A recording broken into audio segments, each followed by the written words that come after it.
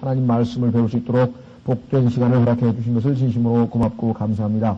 아버지 하나님께서는 우리 모두가 다 구원을 얻을 뿐만 아니라 진리의 지식에 이르기를 원하신다고 말씀하셨고, 진리의 말씀을 올바로 나누어서 하나님 앞에 부끄러움을 당하지 아니하는 인정받는 일꾼이 되기 위해서 연구하라고 명령하셨습니다.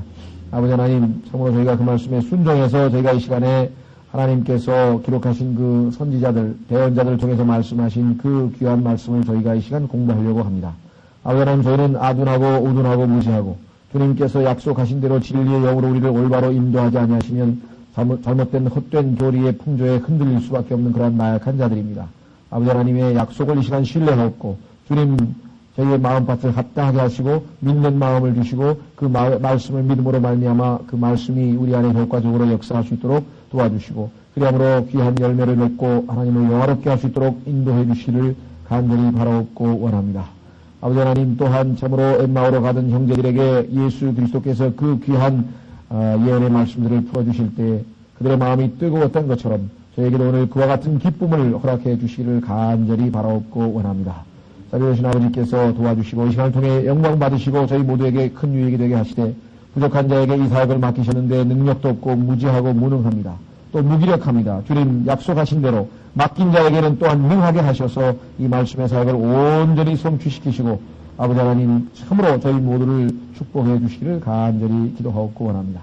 아버지 하나님, 여러 가지 사정으로 참석지 못한 여러 형제자매님들이 있습니다. 있는 처소에서 동일하게 주님 말씀을 사모하는 마음 주시고 축복해 주시고 또 오늘 함께 참석하신 우리 박타원 목사님 사모님에게도 주님 하나님 말씀 함께 배울 수 있는 복을 주신 것 감사합니다. 앞으로 주님께서 계속해서 저희가 좋은 친교가 있도록 역사해 주시기 원합니다. 아버지, 이거 마지막으로 주님 앞에 간구합니다. 우리와 함께 늘 성경 공부하고 함께 교제하던 우리 박창희 목사님 다음 화요일 27일 호주로 떠나시게 되었습니다. 아버지 하나님께서 참으로 그의 발걸음을 인도하시고 앞서 가셔서 모든 것을 예비하시고 주님 그를 귀히 쓰시고 영화롭게 할 수 있도록 주님을 영화롭게 하는 귀한 종으로 써주시고 모든 필요를 채우시고 주님 계속해서 주님 안에서 영 안에서 기도 안에서 또 서신으로 계속적인 교제 가운데 함께 믿음을 또 격려하고 선행하는 그러한 교제가 유지될 수 있도록 주님께서 함께 역사해 주시기를 간절히 바라옵고 원합니다. 우리도 이 시간을 주님 손에 의탁드리고 우리 주 예수 그리스도 이름으로 기도하옵나이다. 아멘. 네, 지난 시간에 이어서 우리 스가랴서입니다. 스가랴서 지난 시간에 일종의 서론에 해당하는 부분을 살펴보았습니다. 오늘은 7절서부터 이제 본격적인 그 본 내용으로 들어갑니다. 우리가 소위 얘기하는 본론으로 들어가게 되는데요. 이 본론에 보면은 이 앞부분과 뒷부분, 우리가 소위 얘기하는 전반부와 후반부로 나눠져 있습니다. 이 스가랴서가. 그런데 이 스가랴서의 전반부는 여러 가지 환상들, 우리가 비전이라고 하죠, 비전. 이 환상들로 이루어져 있습니다. 환상들이 8개가 나옵니다. 그 8개의 환상 중에 지금 1장 7절서부터 1장 마지막까지는 3개, 개수로 치면 3개인데요. 실제적으로는 2개가 붙어 있기 때문에 2개의 그 환상들을 지금 다루게 됩니다. 그래서 우리가 먼저 첫 번째 환상서부터 한번 살펴보도록 하겠습니다. 이 비전이라고 하는 말을 많은 사람들이 오해하고 있습니다. 이 비전이란 말은 무슨 소리인가 하니 여러분들 아시다시피 환상인데 오늘날 우리나라에서는 어떤 생각을 가지고 있냐면 환상 그러면은 우리에게 들어오는 것은 눈에 보이는 걸 얘기하는 거죠. 비전이란 말이 항상 눈과 연관이 되어 있거든요.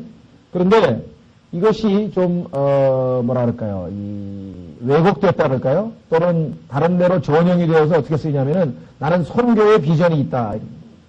나는 뭐 학원 선교의 비전이 있다든가 하나님이 나에게 비전을 주셨다. 이런 얘기들을 많이 합니다. 물론 그걸 저는 틀렸다고 얘기하고 싶지 않아요. 왜냐하면은 그런 마음을 주셨다 이 말이죠. 그리고 그렇게 보여주셨다는 얘기죠. 아, 하나님께 나를 쓰셔서 이렇게 해서 이런 일들에 나를 쓰시기 위해서 나에게 주신 비전이 있다. 이렇게들 많이 있습니다. 그러나 1차적으로 성경적으로 우리가 비전이라고 하는 말은 실제적으로 눈에 보이는 환상이에요. 밤에 자다가 꿈속에서 나타날 수도 있고요. 또 하나님께서 밤에 또는 뭐 낮에 어떨지 모르지만 혼자 있을 때 갑자기 그냥 화면이 눈앞에 팍 펼쳐지는 거예요. 그래서 요즘에도 일부 무슨 뭐 계룡산에서 뭐 기도하다가 환상을 봤다는 사람도 있고 무슨 기도원에서 환상을 봤다는 사람도 나타나고 특히 그 환상 중에서 가장 엉터리 환상은 무엇이냐? 그것은 예수 그리스도를 봤다는 사람입니다. 예수 그리스도를 환상으로 봤다고 하는 사람들은 그건 다 거의 100% 거짓말이라고 생각하시면 돼요. 그건 예수 그리스도가 아니다. 왜냐? 예수 그리스도께서 환상으로 나타나시면요, 예수님을 볼 수가 없어요. 왜냐하면 예수님의 품에 기대서 예수 그리스도를 가장 사랑을 받았던 제자인 요한마저도 요한계시록 1장에 보면은 예수 그리스도께서 나타나셨을 때 그 환상을 보고 너무 무서워서 죽은 자 같이 됐다 그랬거든요. 꼬꾸라진다고요. 환상을 볼 수가 없어요. 왜냐하면 이제는 완전히 거룩하시고 완전히 영광 가운데 있고 유다 지파의 사자로서 온 우주를 통치하시는 그 통치자의 능력과 위엄을 갖추신 그 예수 그리스도를 어떻게 빤히 쳐다볼 수 있으며 어떻게 감히 죄를 입고 있는 죄성을 지닌 인간의 육체를 입고 있는 우리가 쳐다볼 수가 있겠어요? 그래서 그런 환상들을 우리가 착각이라고 하는 것을 좀 미리 한 말씀을 좀 드립니다. 이 비전이란 말이 일반적으로 성경적인 용어로 일단 굳혀진 다음에 그 다음에 이제 비유적으로 나는 하나님이 선교의 비전을 주셨다 이런 말을 물론 쓸 수는 있겠죠.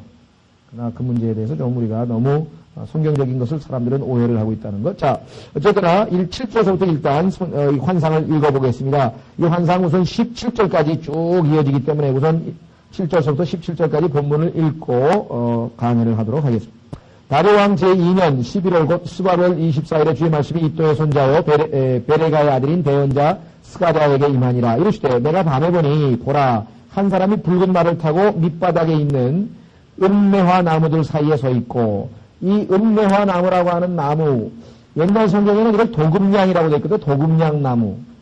이게 어떤 게 맞는지 저도 잘 모르겠어요. 나무 이름이 하도 희한해가지고, 하여간 일단 우리 은매화 나무들 사이에 서 있고, 그 뒤에는 붉은 말과 얼룩진 말과 흰 말들이 있기에, 내가 이르되, 오 내 주여 이들이 무엇이니까 하니, 나와 말하던 천사가 내게 이르되, 이들이 무엇인지 내가 내게 보여주리라 하거늘. 자, 여기서 우리는 향후 6장에 이르기까지 8개의 환상이 나오는데 이 8개의 환상의 특징을 한번 살펴볼 수가 있어요. 환상을 하나님께서 보여주시면 항상 스가랴가 질문을 합니다. 이게 무슨 뜻입니까? 그러면 성경에는 거기에서 해석을 해줘요. 그러니까 3단계로 돼 있어요. 환상을 보고 그러면은 이게 무슨 뜻입니까? 라고 질문을 하면 하나님께서 항상 거기에 대해서 해석을 제공해 주시는 이런 방식으로 8가지의 환상이 계속 이어집니다. 자, 80절에 보면 해석을 했죠. 은매와 나무들 사이에 선 사람이 대답하여되 이들은 주께서 여기저기 땅에 두루 다니라고 보내신 자들이라 하니라. 그들이 은매와 나무들 사이에 서 있는 주의 천사에게 대답하여되 우리가 여기저기 땅에 두루 다녀보니 보소서 온 땅이 평안하며 안식 중에 있더이다 하더라. 이에 주의 천사가 대답하여되 오 만군의 주여 주께서 예루살렘과 유다의 도시들이 언제까지 긍휼히 여기지 아니하시려 하나이까. 주께서 그들에게 분노하신 지 이렇게 70년이 되었나이다 하매 주께서 나와 말하던 천사에게 좋은 말씀과 위로하는 말씀으로 대답하시더라. 그러므로 나와 대화하던 천사가 내게 말하되 너는 외쳐 이르되 만군의 주께서 이같이 말씀하시되 내가 예루살렘과 시온을 위하여 큰 질투로 질투하며 또 안락하게 지내는 이 교도들을 아주 심히 기뻐하지 아니하노니 이는 내가 조금 기뻐하지 아니하였거늘 그들은 협력하여 고통을 더하였습니다. 그러므로 주가 이같이 말하노라 내가 긍휼히 여기며 예루살렘으로 돌아왔은즉 사람들이 그 안에 내 집을 건축할 것이요 예루살렘 위에 먹주를 치려다. 만군의 주가 말하노라. 또 외쳐 이르기를 만군의 주께서 이같이 말씀하시되 내 도시들이 형통하여 다시 널리 퍼지리라. 주가 다시 시온을 위로하며 다시 예루살렘을 택하리라 하라 하니라. 여기까지가 지금 은매화 나무들 사이에서 보인 붉은 말을 타고 있는 사람에 대한 환상이 나와 있습니다. 다시 7절로 돌아와서 우리 한번 확인해 보겠습니다. 다리오 왕 제2년 11월. 자, 여기 다리오 왕이라고 하는 말은 우리에게 참으로 중요한 의미를 제공합니다. 그 얘기는 뭐냐면 다리오라고 하는 왕은 느부갓네살이 세운 바벨론 왕국이 무너지고 제국이 무너지고 그 뒤에 들어선 메데 페르시아의 왕입니다. 그렇다면 느부갓네살이라고 하는 그 왕은 또 그 바벨론 제국은 하나님께서 이스라엘 백성들의 타락을 더 이상 보고 있을 수가 없어서 징계의 매를 들기 위해서 사용했던 제국입니다. 그러니까 느부갓네살의 바벨론 제국은 하나님께서 어떻게 그들을 그 제국을 활용했냐면 유다 백성들마저도 아시리아에 의해서 이미 북왕국 10지파가 심판을 받고 징계를 받았는데도 불구하고 에스겔서에 보면은 더 언니보다 더 타락했다. 동생이 언니보다 더 타락하고 더 타락하고 더 타락해서 하나님께서 그 죄악상을 소돔과 고모라에 비유하면서 쫙 열거하면서 결국은 심판하시게 될 때 그 심판의 도구로 쓰임받은 제국이 바로 바벨론 제국이고 그 다음에 그 제국을 세운 사람은 느부갓네살 왕이었습니다. 그렇다면 하나님께서 세우신 제국이에요. 왜? 자기 백성을 심판하기 위해서 하나님께서 직접 명령하셔서 세운 왕국인데 그 제국이 하나님에 의해서 다시 무너졌다고 하는 거죠. 그래서 하나님께서 다리오라고 하는 왕이 들어섰다는 얘기는 하나님께서 이제 징계의 손을 이제 거두시고 이스라엘 백성들에게 회복의 기회를 제공하셨다라고 하는 것입니다. 자, 그래서 아주 중요한 의미죠. 예. 하나님을 징계하시는데 직접적으로 개입하신 것도 하나님이시요. 하나님의 백성을 다시 회복시키시는데도 실제로는 다리오라고 하는 왕을 통해서 했지만 실제로 그 뒤에서 역사하신 분은 하나님이라고 하는 사실을 지금 이 환상을 통해서 우리가 이해할 수가 있습니다. 자, 여기 보시면 제왕 제2년 11월 곧 스밧월, 스밧이라고 하는 이 단어는 갈대아, 이 바벨론 지역을 갈대아라 그러죠. 그 갈대아어 또는 시리아어로 같은 계통의 언어인데요. 히브리, 즉 유대인들의 11월 여기 나와 있습니다. 11번째 달의 이름이 스밧입니다. 그건 달 이름입니다. 오늘날 우리로 치면 한 1월에서 2월에 해당되는 것인데요. 자, 그러니까 1절에 나와 있는 8월, 다리오 왕 제2년 8월에 하나님께서 경고를 했습니다. 즉 조상들의 그 잘못을 따르지 말라고 경고를 했는데 그 경고 이후에 3개월 만에, 즉 12월이니까요. 3개월 만에 이제 하나님께서 이제 환상을 보여주시고 직접적인 개입을 하게 됩니다. 자, 뒤에 말씀이 이때의 선자요 베레가의 아들인 대원자 스가랴에게 임하니라 이르시되.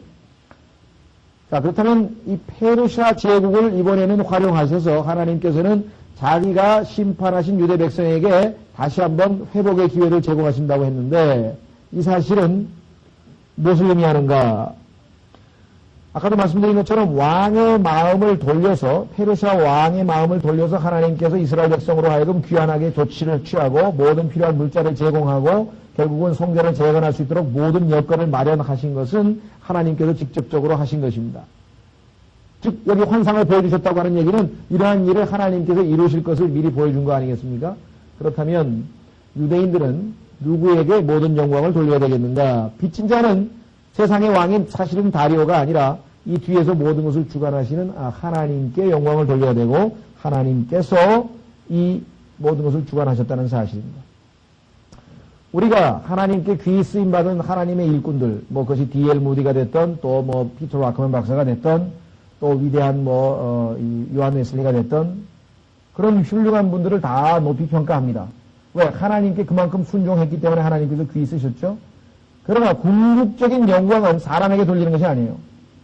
왜냐하면 그분들을 통해서 역사하신 분 하나님이시기 때문에 그래서 우리도 여기 지금 오늘 나와 있는 것처럼 하나님께서 모든 뒤에 계신 거예요. 그래서 혹간이라도 이 그리스도인들 특히 좀 유명하게 돼서 좀 이름 좀 날리는 목사들이라든가 사역자들이 빠지게 되는 그러한 위험은 무엇인가? 영광을 자기가 차지하게 되는 영광을 자기가 차지하게 돼서 결국은 하나님께 돌아갈 영광을 자기들에게 돌려버리는 경우가 많습니다. 그것은 성도들도 조심하셔야 돼요. 우리나라에서는 하여간 우리 목사님 성경 1000번 읽고 뭐하고 이런 얘기를 너무 많이. 그래서 심지어는요, 성경에는 분명히 틀리게 돼 있다고요. 그렇죠? 그런데도 그 목사님이 하신 말씀이 성경보다 더 권위 있게끔 받아들일 정도로 그렇게 지금 하고 있는 게 지금 우리 한국에서의 그 교계 실정 중에 하나입니다. 그것이 왜 그러냐? 우리는 또 유교적인 그런 풍토가 강해가지고 거기에 또 믹스가 돼서 이게 섞여가지고 그죠? 목사님 얘기를 하면은 목사님이 성경이 틀렸다 그러면은 성경이 틀린 것처럼 믿어요. 성경이 틀릴 리가 있나요? 목사가 틀리면 틀리지 성경이 어떻게 틀려요? 근데 목사가 성경이 틀렸다 그러면 그것까지도 믿으려고 그런다니까요. 그렇죠. 생각해보세요. 예를 들면은 정말 신앙생활 잘하는 분이 계십니다. 저희 교회에 어제도 제가 좀 이렇게 교제를 나눴는데 근데 그분은 아주 여자 목사가 다니는 교회를 다녀요. 아주 열심히 해요. 그래서 내가 웃으면서 그랬어요. 다 좋다 이게요. 하나님을 위해서 일하고 다 하는 건 좋은데 일차적으로 성경에서 하나님께서 여자는 목사가 돼서는 안 된다고 써 있는데 분명히 한 아내의 남편이 장로를 할 수 있다고 성경에 감독을 할 수 있다고 성경에 썼는데 명백하게 써 있는 하나님의 말씀을 어기면서 어떻게 그 다음에 그가 아무리 하나님을 잘 섬겨도 그게 하나님 앞에 합당한 것이 되겠느냐? 제가 한번 말씀을 드린 적이 있었어요. 실제적으로 그렇습니다. 그런데도 불구하고 그 목사님, 그 여자 목사님 말이 성경보다 더 우선시 되는 거예요. 이런 일들이 참 우리 주변에 많이 있습니다. 이스라엘 백성들도요. 눈에 보이는 것 찾아다니면 안 돼요. 모세, 그냥 모세만 찾아요. 아브라함만 찾고 그 다음에 이 모세에게 하나님께서 들려주셨던 이 놋뱀, 그 놋뱀이 마치 또 우상이 돼가지고 나중에 그냥 놋뱀은 무슨 힘이 있는 것처럼 그렇게 해서 결국은 우상숭배에 빠지게 된 이스라엘 백성들을 우리가 보게 되는 것이죠. 자, 그래서 이 환상을 통해서 우리가 볼 수 있는 것은 뒤에서 모든 것을 주관하시는 분은 하나님이시고 결국 영광은 하나님께 돌려줘야 된다. 우리나라도 과거에 그런 얘기를 많이 했습니다. 예를 들면 6.25 때 어떻게 해서 유엔에서 안보이사회가 열렸는데 거기에 소련 대표가 참여를 안 했어요. 유엔에서 5개국이 안보이사국인데 소련 대표가 참석을 안 했어요. 그래서 4개국만으로도 그 대한민국의 유엔군 파병이 결정이 됐거든요. 여러분 생각 어떠세요? 아니 왜 하필이면 소련군이 거기서 반대했으면 유엔군이 파견도 못 되고 우리나라는 다 공산화되어 있게 뻔한 일인데 왜 하필이면 소련 대표가 무슨 이유인지는 모르지만 뭐 아팠다는 얘기도 있고 뭐 여러 가지 이유가 있는데 어쨌거나 하필이면 왜 소련 대표가 그 중요한 회의에 유엔군을 파견하는 그 회의에 빠져가지고 거부권을 행사를 못해서 이와 같은 것들, 하나님의 보이지 않는 손길들이 다 우리 민족에게도 있었다는 것을 우리가 누차 얘기를 했습니다. 자, 그러면 이 수바돌이라고 하는 것 잘 기억하시고요. 그 다음에 이제 환상을 보게 됩니다. 1장 8절. 내가 밤에 보니 보라 한 사람이 붉은 말을 타고 자 붉은 말 붉다라고 하는 것은 여러분 아시다시피 뭐 피의 색깔이죠. 그래서 이 피의 색깔은 항상 성경에서 이제 보통 헌신과 관련되어서 쓰이기도 하는데요. 자 말은 여기 나왔습니다. 붉은 말인데 성경에 보면 말이라고 하는 것은 하나님의 힘을 상징하고 있습니다. 그래서 이 말을 신뢰하는 것, 말이라고 하는 것이 얼마만큼 이 힘의 상징으로 나와 있는가, 성경이 여러 번 나와 있습니다. 그래서 이 붉은 말을 탄 자가 지금 여기에 나타나는데, 이 붉은 말을 탄 자는, 아까도 말씀드린 것처럼 하나님께서 자신의 심판을 집행하는 대행자로 지금 삼으신 거죠. 하나님의 심판을 집행하는 대행자로 삼으셨고, 결국은, 페르시아라고 하는 그 국가의 담당자예요. 예를 들면 유대인들을 담당하는 천사, 그럼 여러분 잘 아신 것처럼 미가엘이죠. 또 이 다니엘서에 보면은 페르시아를 담당하는 천사. 그래서 각 국가들마다 천사 한 사람들을 시켜서 하나님께서 담당케 하셨거든요. 그래서 이 붉은 말 탄 자는 여기 나와 있는 것을 보니까 분명히 천사죠. 그래서 페르시아를 담당하는 천사입니다. 페르시아. 예. 자, 확인해 보겠습니다. 실제적으로 이 페르시아를 움직인 것은 천사인데요. 잠언 21장 1절 한번 보겠습니다.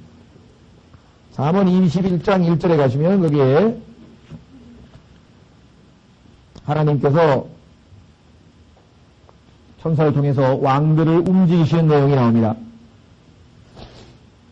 어떻게 해서 페르시아 왕이 그 이방 왕인데 하나님의 백성의 그 처지를 다 이해하고 빨리 고향으로 돌아가서 성전 재건하고 하라고 거기다가 또 뭐 세금도 다 감면해주고 필요한 물자도 다 대주라고 어떻게 그렇게 호의를 베풀 수 있었겠는가 여기 나와 있습니다. 잠언 21장 1절 왕의 마음이 주의 손안에 있음이 왕의 마음이 주의 손안에 있음이 마치 강물과 같으니 그분께서 친히 원하시는 것으로 그것을 돌리시느니라.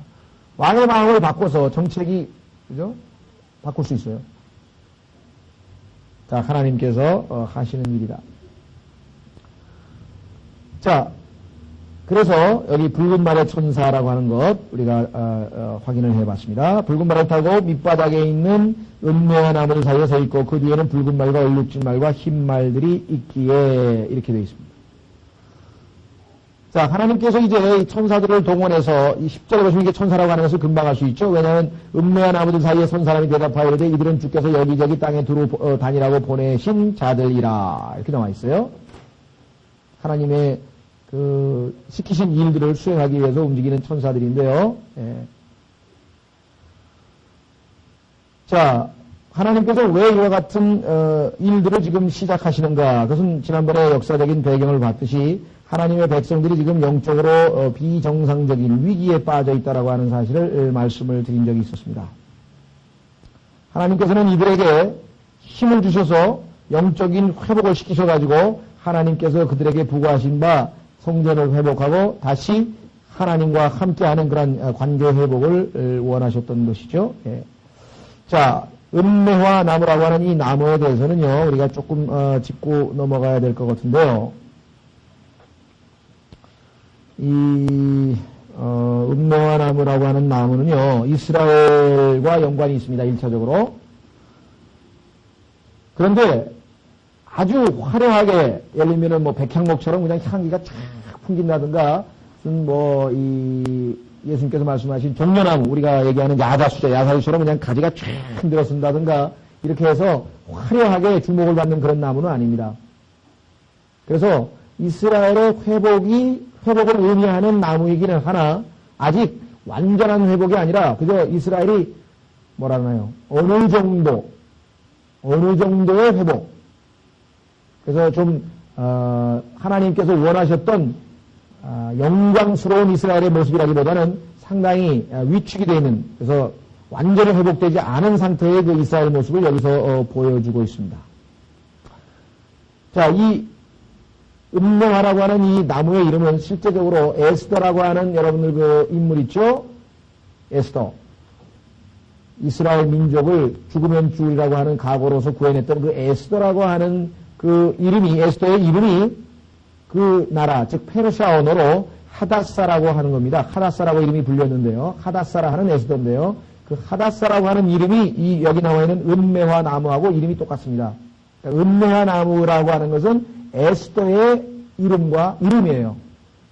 이것도 유대인과의 연관성을 우리가 짐작해 할 수 있는 것이라고 할 수 있죠. 자, 이 음매화 나무는 실제적으로요, 이 어디에 쓰였냐면요, 여러분들 초막절이라고 하는 이스라엘의 명절이 있습니다. 그 초막절에 사용되었던 나무인데 한번 확인해 보도록 하겠습니다.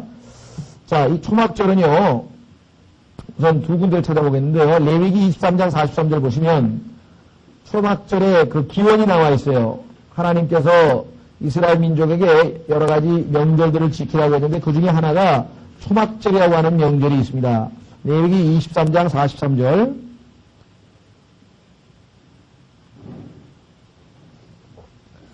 자, 레위기 23장 43절인데요. 그 중에서 어디서부터 보냐면요. 39절부터 보겠습니다. 39절부터 보면은 너희가 땅에 열매 거두기를 마치는 7째 달 15일부터 이래 동안 주께 명절을 지키되 첫째 날에도 안식하고 여덟째 날에도 안식할 것이요. 첫째 날에는 너희가 좋은 나무 가지와 종려나무 가지와 무성한 나무 가지와 시내의 버들을 취하여 주 너희 하나님 앞에서 이래 동안 즐거워할지니라. 너희는 해마다 이래 동안 주께 이 명절을 지킬지니 이것이 너희 대대로 영원한 법규가 될지니라. 너희는 7째 달에 이 명절들을 지킬지니라. 너희는 이래 동안, 일주일 동안이죠. 초막에 거하되, 집에 있지 말고 초막, 나무가지로 임시 거처를 만들어가지고 초막, 우리 집은 뭐 일종의 뭐라나요? 초가집 같은 그런 임시 거처를 만들어가지고 초막에 거하되, 이스라엘 사람으로 태어난 자는 다 초막에 거할지니. 자, 왜? 여기 나와 있어요. 이는 내가 이스라엘 자손을 이집트 땅에서 인도하여 내던 때 그들로 하여금 초막에 거하게 할 줄을 너희가 대대로 알게 하려 함이라. 집 없이 떠돌아다니던 그러한 순례자여 나그네였다고 하는 사실을 기억하게 하시기 위함이다. 그리고 그러한 자들을 구속하셨다는 것. 그래서 이 초막절은 하나님께서 출애굽 시에 일으키셨던 위대한 역사를 기억하는 그러한 의미에서 행한 것이죠. 자, 느헤미야 8장 15절로 가시면 이들이 초막절을 재현하는 모습을 확인해 볼 수가 있습니다. 느헤미야 8장 15절.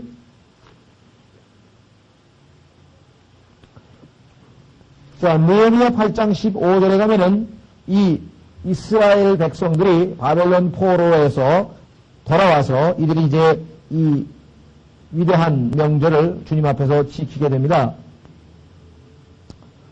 자, 느헤미야 8장 15절에는 이렇게 나와 있습니다. 13절부터 보시면 그 이튿날 온 백성의 우두머리 원로들과 제사장들과 레위 사람들이 율법의 말씀들을 깨닫고자 하여 다 같이 서기관 에스라에게로 모여 율법에 기록된 것을 찾은즉 주께서 모세를 통하여 명령하시기를 이스라엘 자손은 일곱째 달 명절에 초막에 거할지니라 하였고 또 일렀을 때 그들로 하여금 그들의 모든 도시와 예루살렘에 널리 알리고 선포하여 이르기를 너희는 산에 가서 올리브 가지와 소나무 가지와 그 다음에 뭐가 나와 있습니까? 아까는 그냥 그 레위기에는 가지들 이렇게 해서 나무 가지들 이렇게 나왔는데 여긴 자세하게 구체적으로 은매화 가지와 종려나무 가지와 무성한 나무들의 가지를 가져다가 기록된 대로 초막을 지으라 하라 하시더니 이렇게 돼 있죠? 아, 여기에 은매화 나무가 나오는구나. 자, 그렇다면 초막절이라고 하는 것은 이스라엘 백성들의 과거의 하나님 구속의 역사를 기억하게 하는 목적이 있고 두 번째는 메시아가 이 지상에 오실 것을 예표하고 있습니다. 다시 말하면 마지막으로 유대인들이 다 지금 팔레스타인 땅으로 귀환해서 예수 그리스도께서 재림하셔서 그 땅에 세우실 그 천년 왕국을 회복하실 것을 미리 보여주는 겁니다. 즉 하나님께서 이 지상에 거하시게 될 날, 그것을 우리가 초막절 또는 장막절 이렇게 표현했습니다. 이것은 예수님의 초림 때에도 마찬가지가 그랬죠. 예수님께서 초림하셨을 때 성경에 요한복음 1장에서 말씀하시기를 뭐라고 했습니까? 말씀이 육신이 되사 우리 가운데 거하심에 그랬죠. 그런데 그 거한다고 하는 단어가 장막을 치심에 그런 뜻이에요. 텐트를 친다 이 말이에요. 히브리 말로 헬라어로도 그렇고요. 그렇다면 텐트 즉 장막을 친다고 하는 얘기는 예수님께서 바로 하나님의 성전이라고 요한복음 3장에서 나를 성전을 헐며 사흘 만에 짓겠다고 했던 그 말씀과 일맥상통한 것이죠. 재림 때에도 뭐 하나님께서 지상으로 내려오시는 거니까 거하시는 거 아니에요. 그래서 예수 그리스도의 재림의 날을 우리가 몇 년인지는 모르지만 그 날짜는 성경적으로 봤을 때 9월에서 10월 사이에 해당하는 장막절일 것이다라고 하는 것을 초림과 재림을 비교해 보면서 우리가 알 수가 있습니다. 자, 그래서 우리는 이스라엘이 회복이 되어서 예수님께서 천년왕국의 왕으로 오시게 될 것을 보여주고 있는 이 스가랴서에서 은매화 나무라고 하는 이 나무가 등장한다고 하는 것은 아주 문맥에 적절하게 등장한다는 것을 우리가 좀 염두에 두시면 될 것 같습니다. 자, 넘어가셔서 다시 우리는 스가랴서로 넘어가서 계속해서 살펴보도록 하겠습니다. 스가랴서 1장. 자, 그럼 은매화 나무에 대해서 제가 말씀을 드렸고요. 9절로 넘어가겠습니다. 자, 9절. 내가 이르되 내 주여 이들이 무엇이니까 하니 나와 말하건 천사가 내게 이르되. 자, 그러니까 어떤 사람이 천사인데 왜 천사에게 주라고 불렀을까요? 그렇게 생각하는 분이 있어요. 이거 이제 우리말 성경에는 주라고 돼 있는 게 그 옆에 있는 글자하고 색도가 똑같죠? 그냥 주 그러면 소문자입니다. L-O-R-D. 그러면 소문자 L로 돼 있으면은 주고요. L자가 대문자로 된 게 있어요. 그거는 조금 굵은 글씨로 돼 있어요. 그 다음에 L-O-R-D 네 개가 다 굵은 대문자로 돼 있는 게 있어요. 그거는 여호와를 번역한 겁니다. 그러니까 옛날 개혁성경에는 그게 여호와라고 돼 있는데 여호와라고 하는 것은 번역을 안 하고 히브리 말로 그대로 읽은 거예요. 우리도 그렇죠? 예를 들면 뭐라 하나요?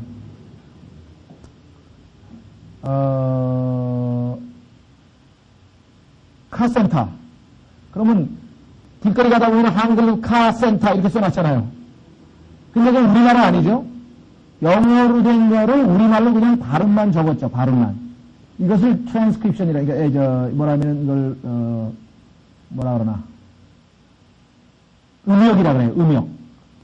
음만 따서 번역은 안 하고 내용을 번역 안 하고 음만 따서 카센터 이렇게 써놨어요. 그런데 번역을 하면 무슨 뜻입니까? 자동차 정비소 뭐가 됐던가 그게 될 거 아니에요? 그러니까 자동차 정비소로 번역한 게 주고 주라고 번역을 안 하고 그냥 히브리 말로 그대로 놔둔 게 여호와예요. 그런데 그 여호와라고 하는 것은 대문자 L-O-R-D, L도 대문자, O도 대문자, R도 대문자, D도 대문자, 전부 대문자로 되어 있는 것은 여호와를 번역한 것입니다. 그러나 L장은 첫 장만 대문자로 되어 있는 것은 그냥 우리가 주라고 번역해요. 이건 이제 히브리어로 이제 아도나이라고 해가지고 주라고 번역을 했고요. 여기에 L장하고 소문자로 되어 있는 것은 예수 그리스도나 하나님에 대한 주님에 대한 언급이 아니고 일종의 그냥 우리를 치면 이제 주인님 뭐 이 정도의 그 존칭이에요. 그래서 영어에서 lady에 상대되는 말이 lord예요. 남자에게는 옛날에 lord, 여자에게는 lady 이렇게 불렀다. lord, lady. 그래서 여기서 지금 천사에게 주님하고 천사가 주님입니까? 막 이렇게 오해하시는 분이 계실 것 같은데 그런 의미가 아니라는 것. 그래서 이 주라고 할 때는 소문자 일자라고 하는 것을 좀 기억을 해 두시고요. 자, 그래서 뭐라고 얘기했습니까? 나와 말던 천사가 내게 이르되 이들이 무엇인지 내가 내게 보여주리라 하거늘. 자, 누굽니까? 그랬더니 그 말들이 누구냐? 음묘한 아버들 사이에 선 사람이 대답하이르되. 자, 분명히 천사에게 물어봤는데 사람이 대답했어요. 성경에서 천사는 항상 사람으로 등장합니다. 근데 이 사람이라는 단어는 사실은 더 정확하게 번역하면 남자입니다. 남자. 왜냐하면 man이라는 뜻이 man. 그러니까 영어의 man이라고 하는 man이라고 하는 것은 1차적인 의미는 뭐예요? 남자예요.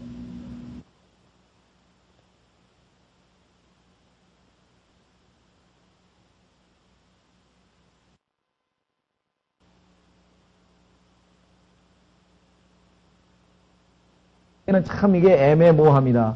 그런데 여기서는 1차적으로 남자란 뜻으로 의미가 쓰였어요. 왜냐하면 천사들은 성경에 보면은 이 아브라함에게 나타났던 천사들도 그렇고 롯에게 나타났던 천사들도 그렇고 성경에 보면은 남자의 모습으로 이 지상의 모습을 드러냅니다. 필요에 따라서 천사들은 visible, 보이게 할 수도 있고 invisible, 안 보이게 할 수도 있고 그렇게 할 수 있는 능력을 가지고 있죠. 그래서 자, 여기 남자란 말은 바로 이 천사에 대한 얘기입니다. 자, 누구냐? 이들은 주께서 여기저기 땅에 두루 다니라고 보내신 자들이라 라고 성경은 말씀했습니다. 누가 보냈습니까? 보내신 자. 당연히 주님께서 보냈죠. 하나님께서 보냈습니다. 그러니까 이 세상에 있는 모든 권세, 지금 여기 페르시아 제국인데요. 이 페르시아 제국, 그러니까 이 지상에 존재하는 모든 권력, 우리가 권세라고도 하고 권력이라고 하는데 그 모든 것은 다 누구로부터 나온다고요? 하나님으로부터 나온다고 했습니다. 자, 한번 확인해 보겠습니다. 로마서 13장. 로마서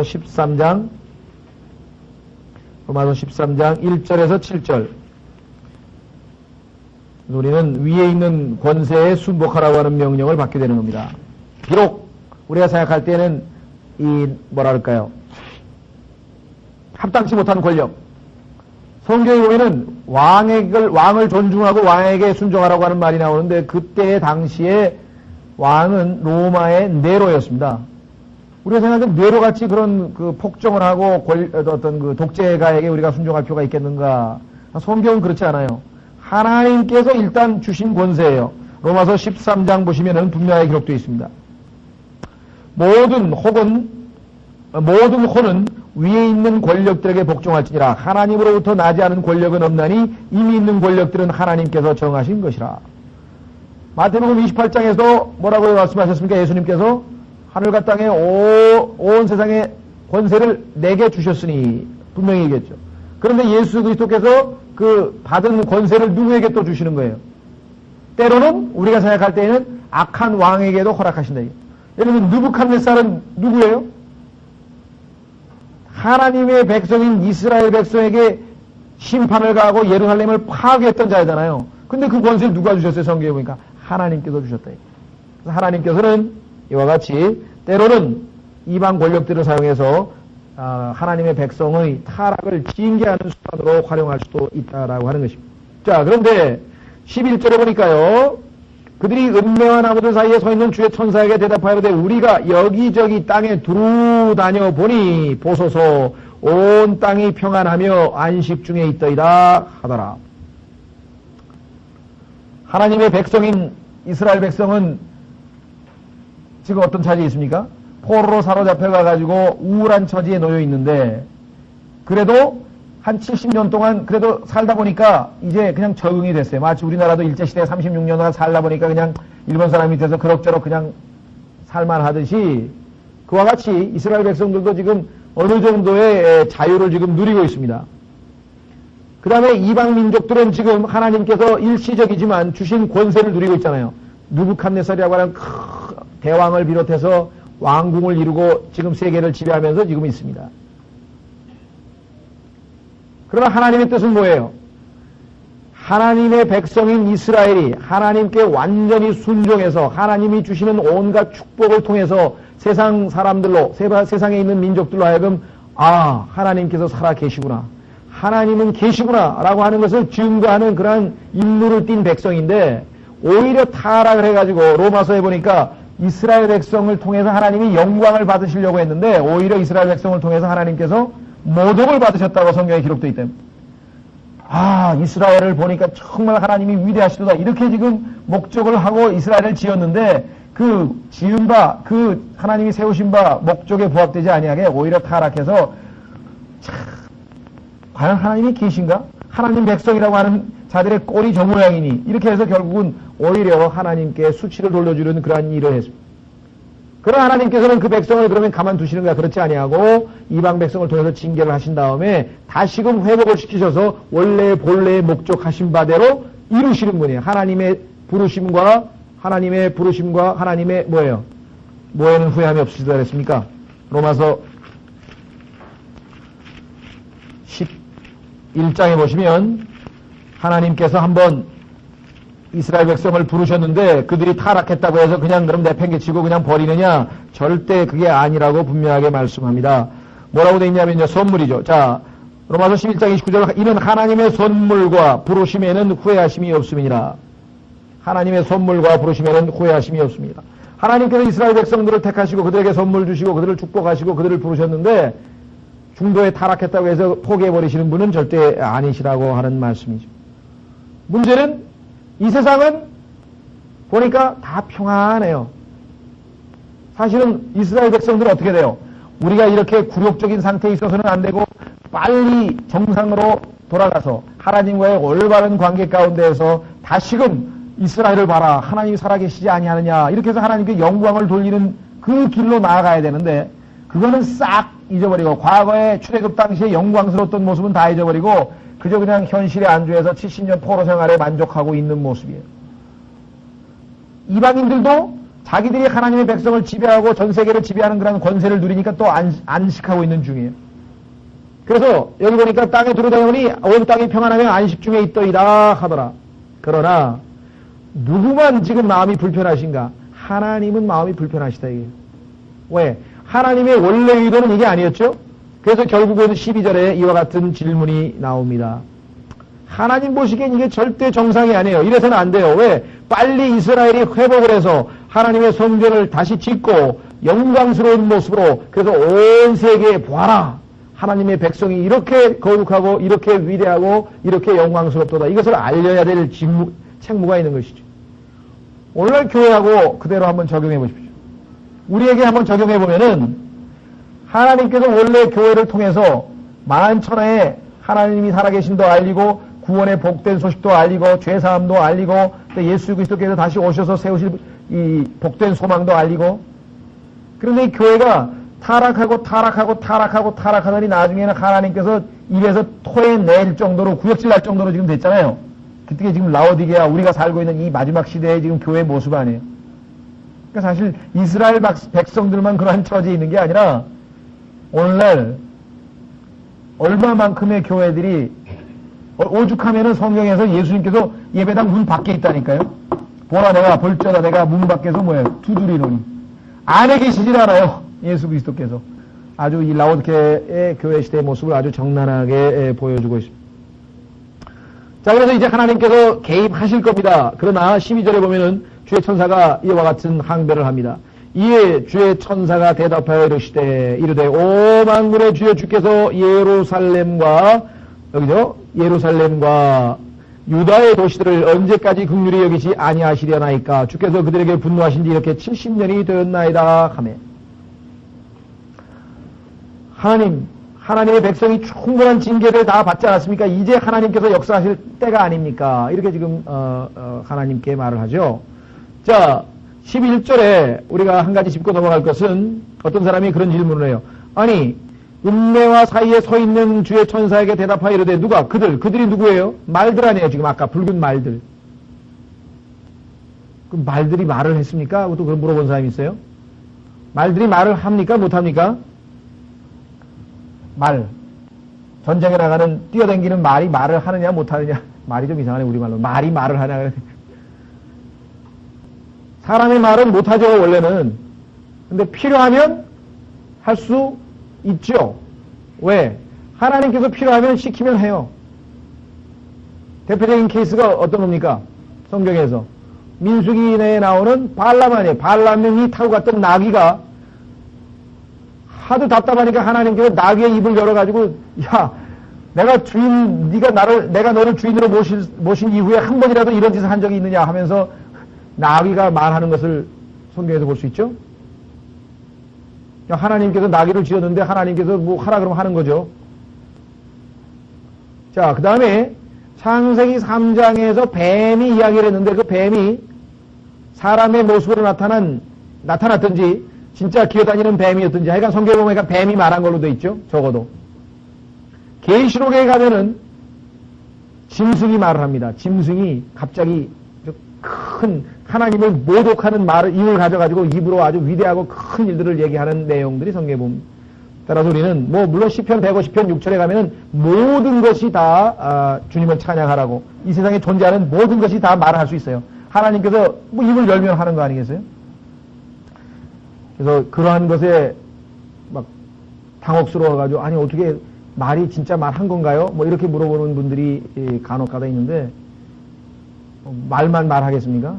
누구든지 다 말할 수 있다고 성경에 말씀했다는 거죠. 자, 12절에서 우리는 여기 70년이라고 하는 그 기간을 우리가 한번 확인을 해보려고 합니다. 왜? 하나님께서 성경에서 이스라엘 백성의 징계, 심판 기간을 70년으로 정해놓으셨던 사건이 있었습니다. 예언이 미리 있었습니다. 예레미야 25장으로 가겠습니다.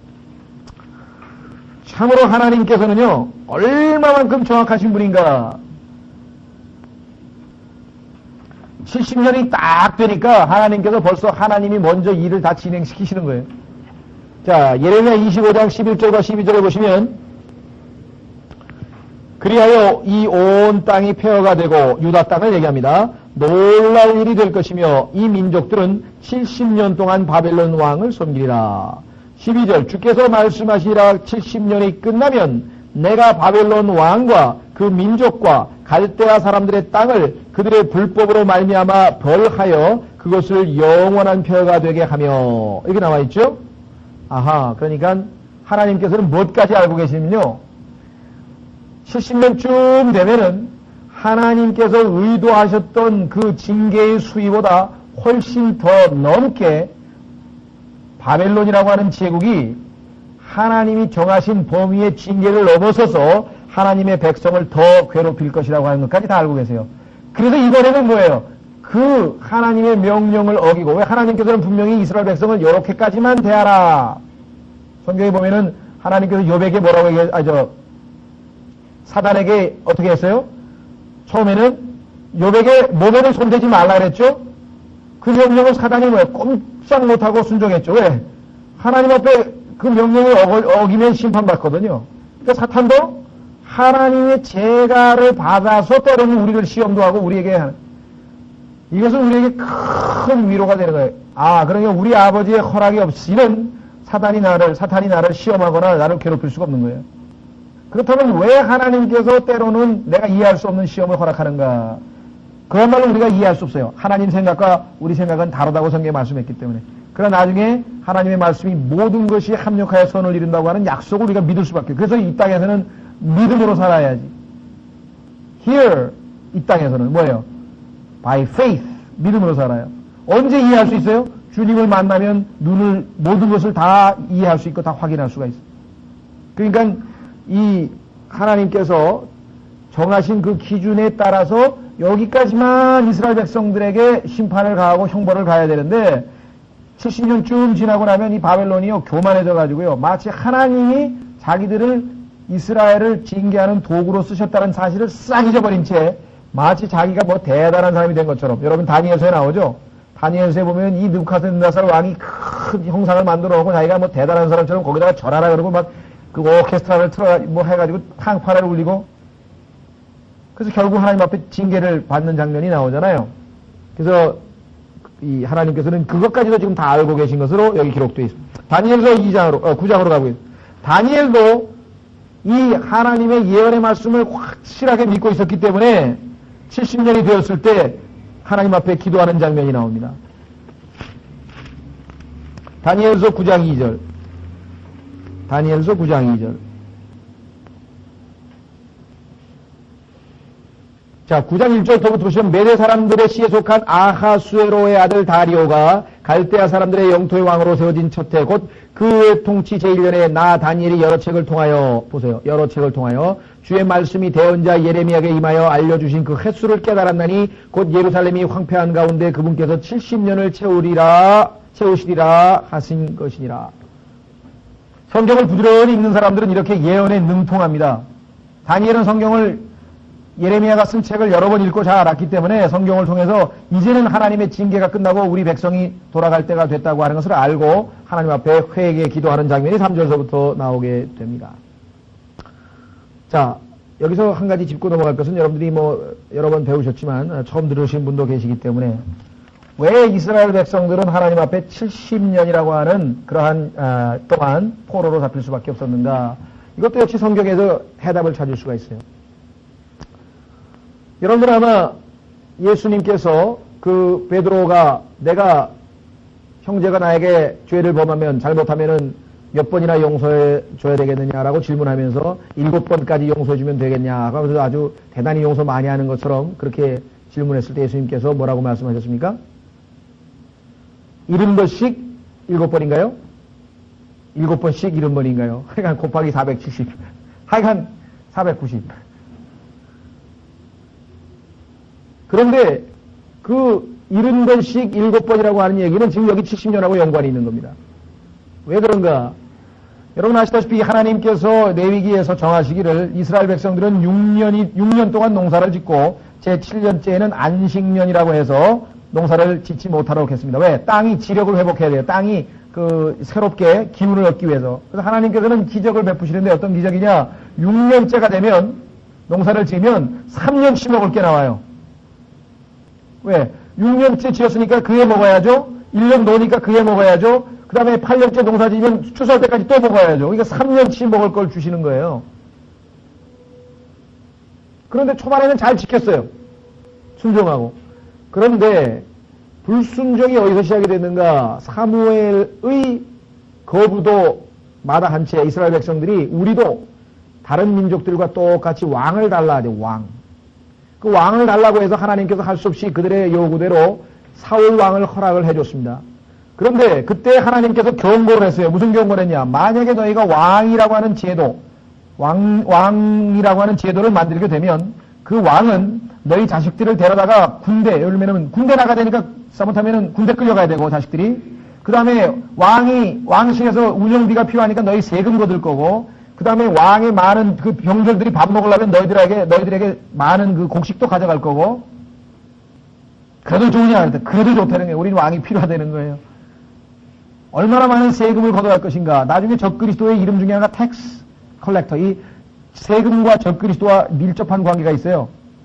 예수 그리스도께서 처음에 보니까 조세 등록을 하러 가셨죠?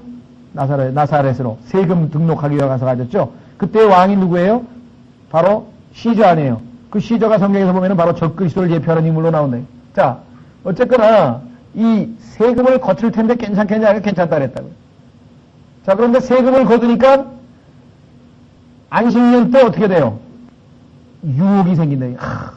땅을 1년 놀려서 되겠냐 이게 지금 세금을 많이 걷어가서 지금 상황이 급박한데 지금 땅을 놀려서 되겠냐 이게. 그래서 어떻게 해요? 하나님의 말씀을 어기고 농사를 짓게 됩니다. 무려 490년 동안. 그러면 땅은 몇 년을 못 논 거예요? 하나님은 원래 땅을 7년에 한 번씩 놀도록 정해놨는데 하나님의 뜻이 사람의 불순종으로 말미암아 70년 동안 땅은 놀지 못한 거예요. 하나님께서는 그것을 그대로 뭐예요? 70년 동안 놀리게 해주겠다는 거예요. 하나님의 말씀이 얼마나 엄미한지 여러분들 잘 아셔야 돼요. 하나님 말씀이 그냥 어정쩡하게 하는 게 아니라 하나님은 분명하게 얘기했어요. 제 7년은 놀리라고. 사람들이 욕심 때문에 70년, 그러니까 70번이니까 490년 동안 안 놀렸을 때 하나님께서는 정확하게 그것을 계산해서 이스라엘 백성 다 끌려가게 하고 그 농토들을 70년간 쉬게 하신 것입니다. 다시 말하면 하나님은 490년 동안 이스라엘의 그 안식년을 지키지 않은 불순종을 참으셨죠. 용서하셨죠. 그 예수님께서 말씀하신 게 70번씩 7번씩 용서하라. 왜? 내가 바로 그렇게 했으니까 넌 날 따르라. 하나님이 그렇게 용서하셨다. 자, 그래서 13절로 가겠습니다. 스가랴서 1장 13절에 보니까 주께서 나와 말하던 천사에게 좋은 말씀과 위로하는 말씀으로 대답하시더라. 얼마나 놀랍습니까?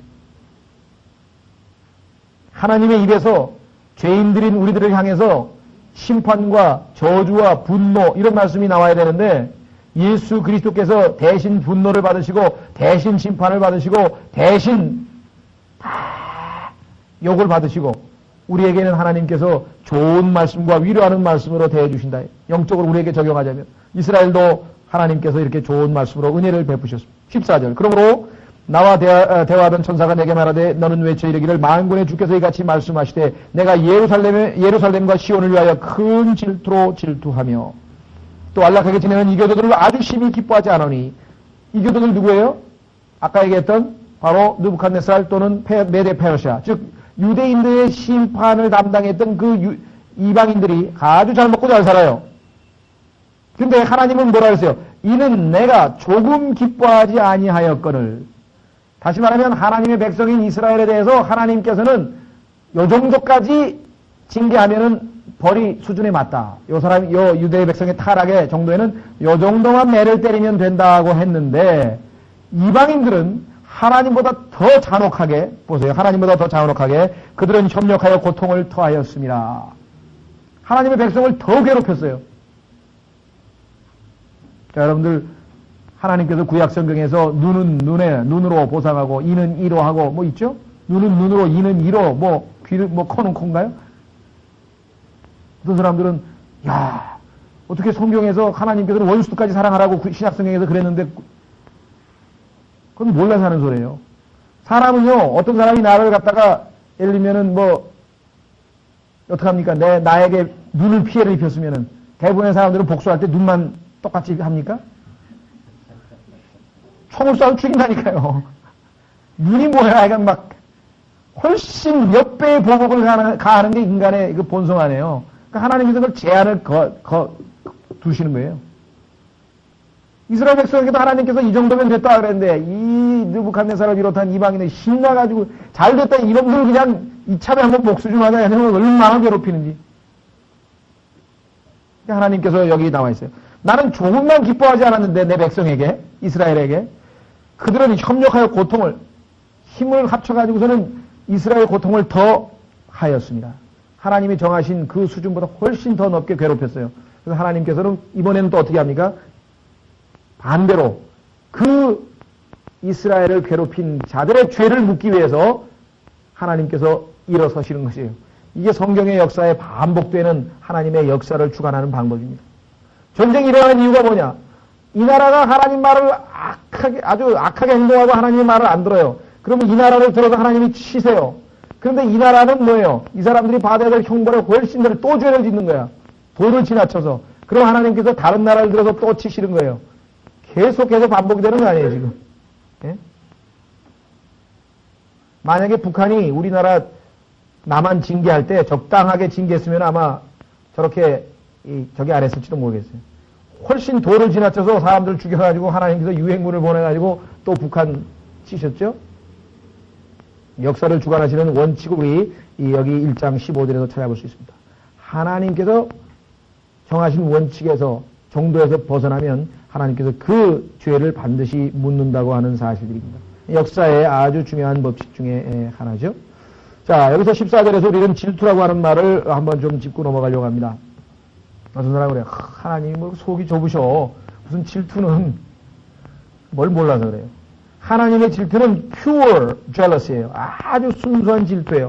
우리처럼 무슨 뭐 이런 어떤 이기적인 질투가 아니라 아주 순수한 질투인데 그 질투는 뭐냐면 하나님의 참된 사랑의 반증입니다.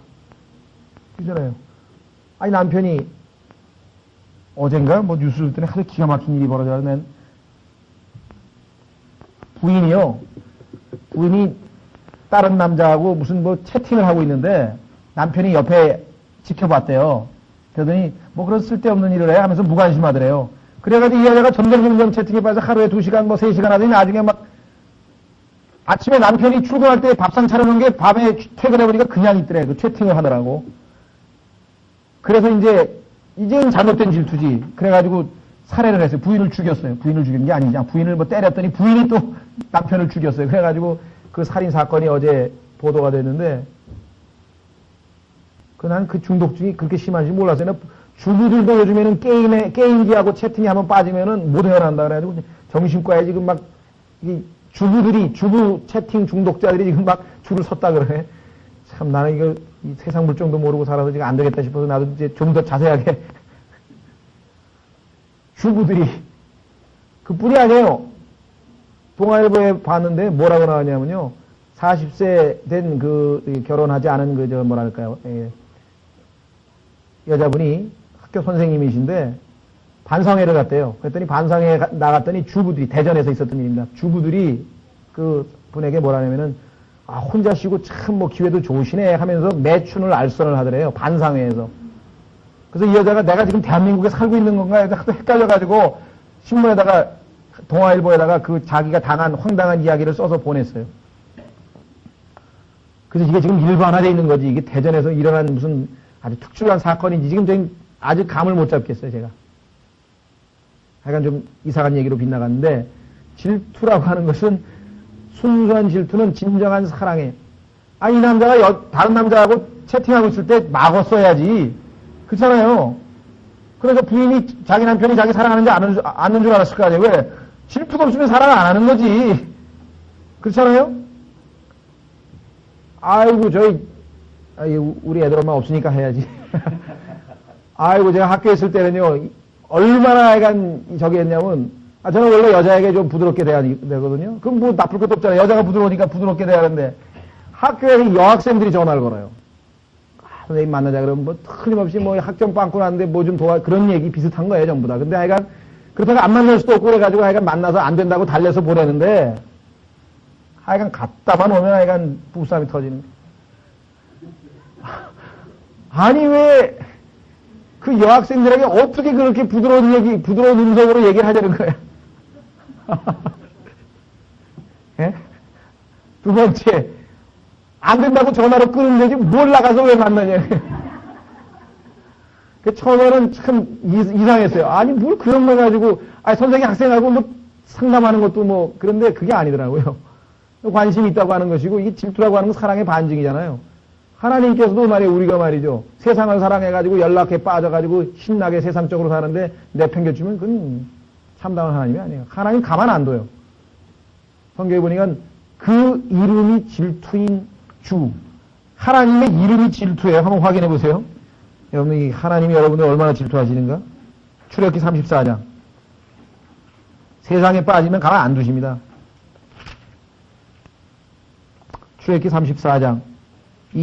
34장 14절.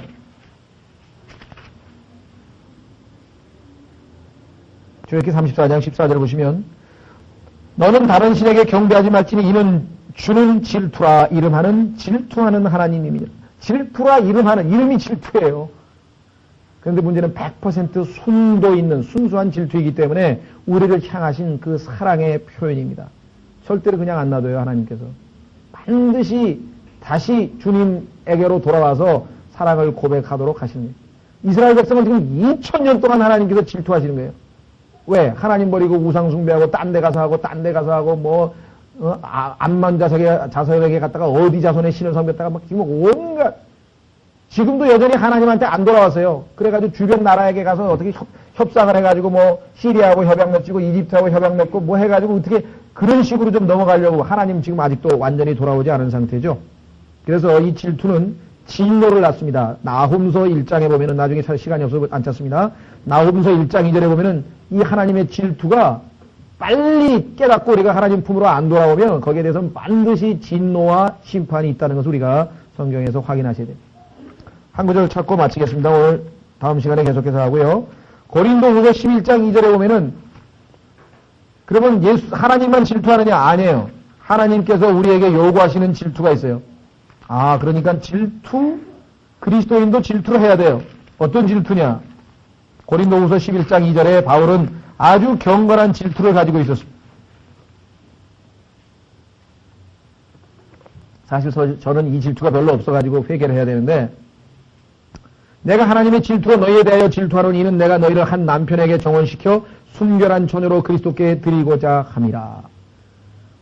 내가 너를 거듭나게 하나님 자녀가 되게 해서 예수 그리스도의 신부로 정결하게 바쳤는데 네가 세상적으로 살고 네가 다시 다른 예수, 다른 영 받아가지고 잘못된 길로 벗어나서 하나님의 진리가 아닌 거짓 교리에 빠져있고 빗나가고 이런 걸 봤을 때 바울은 너무너무 질투가 나는 거예요.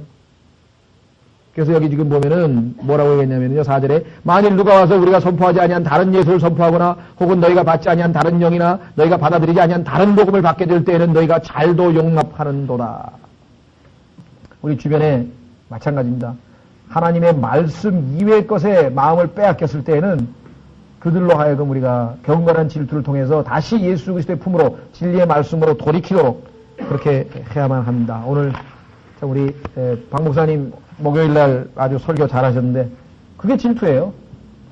진리의 말씀, 하나님의 말씀을 믿어야 되는데 그렇지 않고 옆에 있는 자기의 아는 그 그리스도인들에게 그들로 하여금 진리와 예수 그리스도께로 돌아가도록 우리가 하는 것은 그들을 향한 거예요. 경건한 질투라고 해요. 하나님도 동일한 그러한 질투를 가지고 계시고 그 영이 우리 안에 있다면 우리도 그와 같은 경건한 질투를 갖고 있어야만 합니다. 다음 시간에 1장 15절서부터 계속해서 좀 더 보겠습니다.